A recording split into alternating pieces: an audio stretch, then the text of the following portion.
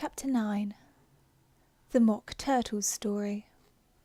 "You can't think how glad I am to see you, you dear old thing," said the Duchess, as she tucked her arm affectionately into Alice's, and they walked off together.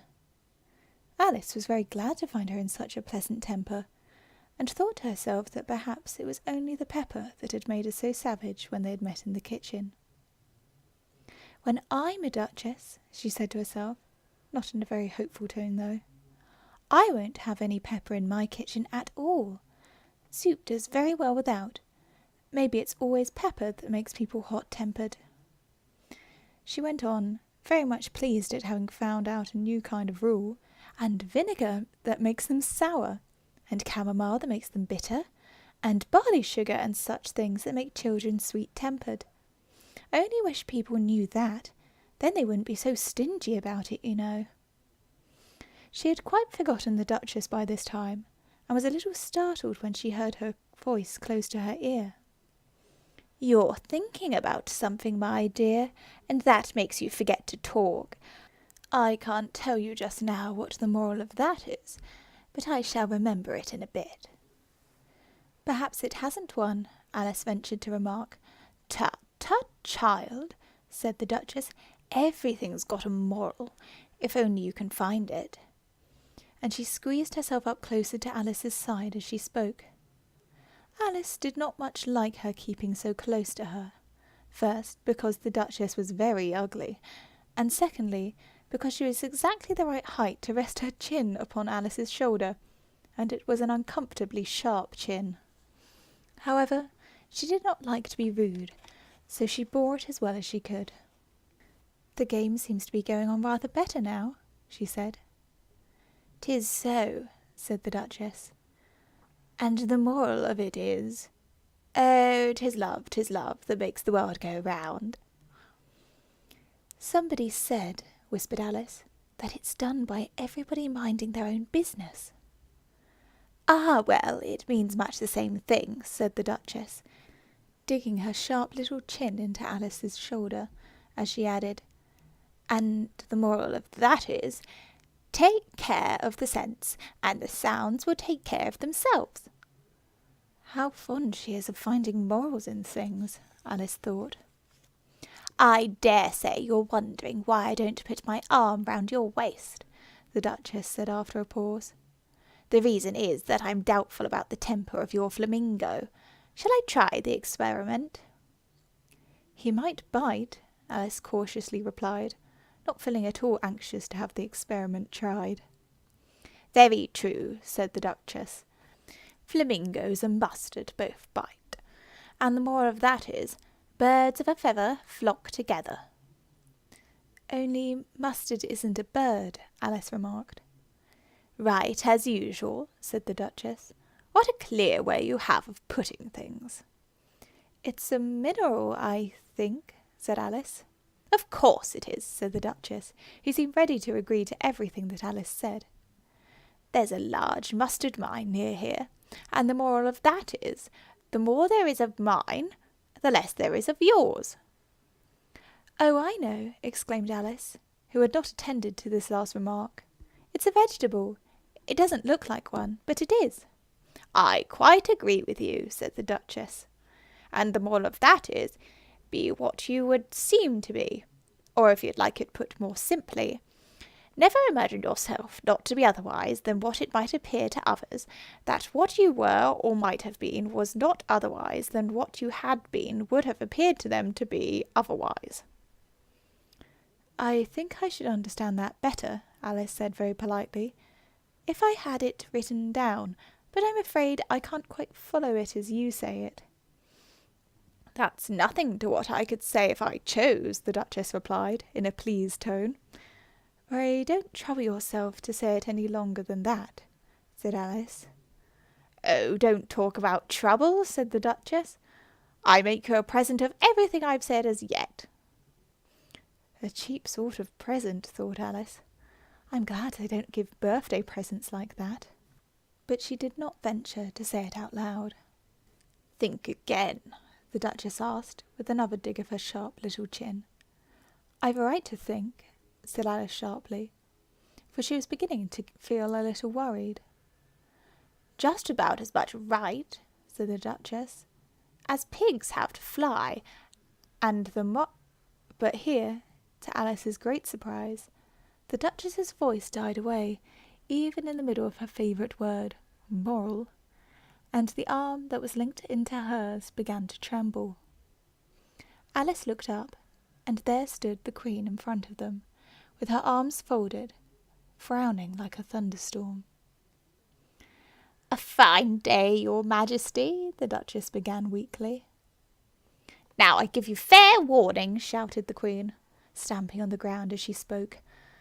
"Either you or your head must be off, and that in about half no time. Take your choice." The Duchess took her choice, and was gone in a moment. "Let's go on with the game," the Queen said to Alice, and Alice was too much frightened to say a word, but slowly followed her back to the croquet ground. The other guests had taken advantage of the Queen's absence, and were resting in the shade. However, the moment they saw her, they hurried back to the game, the Queen merely remarking that a moment's delay would cost them their lives. All the time they were playing, the Queen never left off quarrelling with the other players and shouting, "Off with his head!" or "Off with her head!" Those whom she sentenced were taken into custody by the soldiers, who of course had to leave off being archers to do this, so that by the end of half an hour or so there were no archers left, and all the players except the King, the Queen, and Alice were in custody and under sentence of execution. Then the Queen left off, quite out of breath, and said to Alice, "Have you seen the mock turtle yet?" "No," said Alice. "I don't even know what a mock turtle is." "It's the thing mock turtle soup is made from," said the Queen. "I never saw one or heard of one," said Alice. "Come on then," said the Queen, "and he shall tell you his history." As they walked off together, Alice heard the King say in a low voice to the company generally, "You are all pardoned." "Come, that's a good thing," she said to herself, for she had felt quite unhappy at the number of executions the Queen had ordered.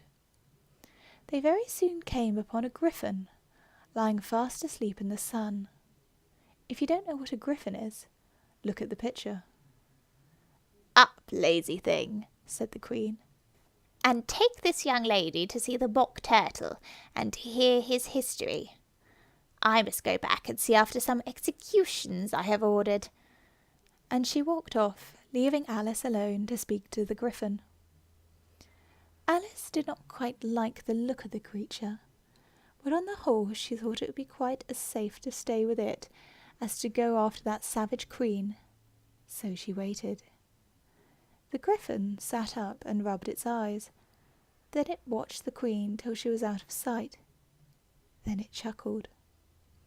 "What fun!" said the griffin, half to itself, half to Alice. "What is the fun?" said Alice. "Why, she," said the griffin. "It's all her fancy that. They never executes nobody, you know. Come on." "Everybody says 'come on' here," thought Alice, as she went slowly after it. "I never was so ordered about in all my life. Never!"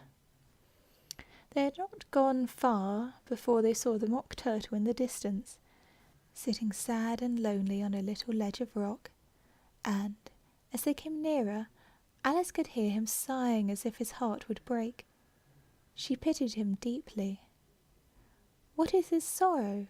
she asked the griffin. And the griffin answered, very nearly in the same words as before, "It's all his fancy that. He hasn't got no sorrow, you know. Come on." So they went up to the mock turtle, who looked at them with large eyes full of tears, but said nothing. "This here young lady," said the griffin, "she wants for to know your history, she do." "I'll tell it her," said the mock turtle, in a deep, hollow tone. "Sit down, both of you, and don't speak a word till I've finished." So they sat down, and nobody spoke for some minutes. Alice thought to herself, I don't see how he can ever finish if he doesn't begin. But she waited patiently. Once, said the Mock Turtle at last, with a deep sigh, I was a real turtle. These words were followed by a very long silence, broken only by an occasional exclamation of "Hello!" from the Griffin, and the constant heavy sobbing of the Mock Turtle. Alice was very nearly getting up and saying, "Thank you, sir, for your interesting story," but she could not help thinking that there must be more to come, so she sat still and said nothing. When we were little, the Mock Turtle went on at last, more calmly, though still sobbing a little now and then. We went to school in the sea. The master was an old turtle. We used to call him Tortoise. Why did you call him Tortoise if he wasn't one? Alice asked. We called him Tortoise because he taught us, said the Mock Turtle angrily. Really, you are very dull. You ought to be ashamed of yourself for asking such a simple question, added the Griffin. And then they both sat silent and looked at poor Alice. He felt ready to sink into the earth. At last the Griffin said to the Mock Turtle, "Drive on, old fellow. Don't be all day about it." And he went on in these words. Yes, we all went to school in the sea, though you mayn't believe it. I never said I didn't, interrupted Alice. You did, said the Mock Turtle. Hold your tongue, added the Griffin, before Alice could speak again. The Mock Turtle went on. We had the best of educations. In fact, we went to school every day. I've been to a day school too, said Alice. You needn't be so proud as all that. With extras? Asked the Mock Turtle a little anxiously. Yes, said Alice. We learned French and music. And washing? Said the Mock Turtle. Certainly not, said Alice indignantly.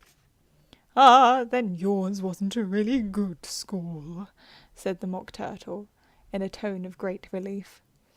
Now at ours they had at the end of the bill French, music, and washing.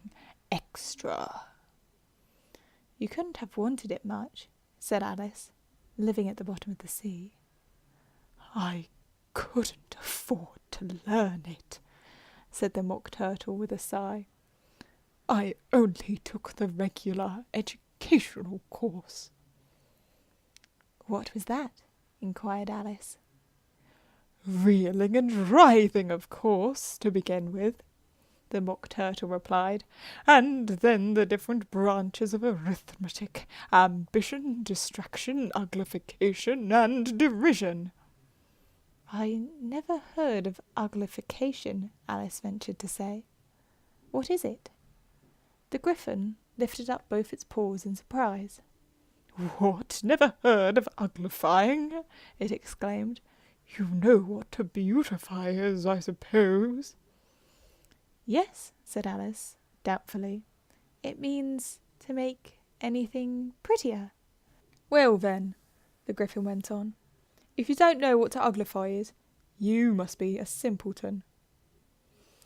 Alice did not feel encouraged to ask any more questions about it, so she turned to the Mock Turtle and said, What else had you to learn? Well, there was mystery, the Mock Turtle replied, counting off the subjects on his flappers.